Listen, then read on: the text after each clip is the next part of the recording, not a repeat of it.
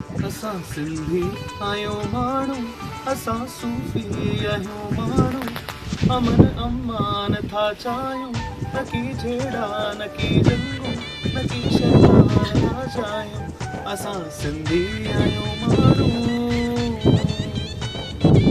जय Jhulelal everyone, मां तव्हांजो पंहिंजो नील तलरेजा ऐं मूंसां गॾु आहिनि सुहिणा सिंधी पुणे जा प्रेसिडेंट डॉक्टर पीताम्बर Peter Dalwani.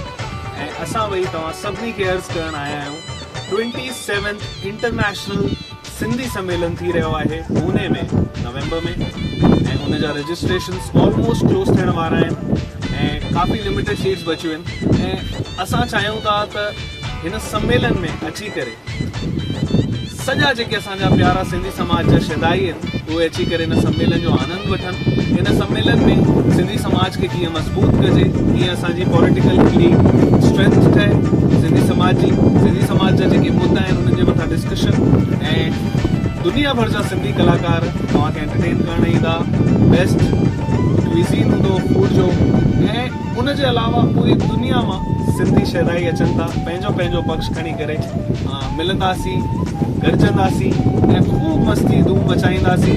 27th international Sindhi सम्मेलन ऑर्गेनाइज्ड बाय सुहिणा सिंधी पुणे, डॉक्टर पीताम्बर पीटर दलवानी। तव्हां बि अगरि थैंक यू नील तलरेजा।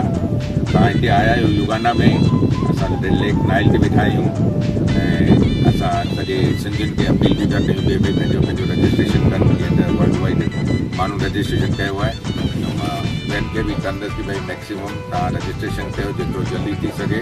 थैंक यू, जय झूलेलाल। जय झूलेलाल।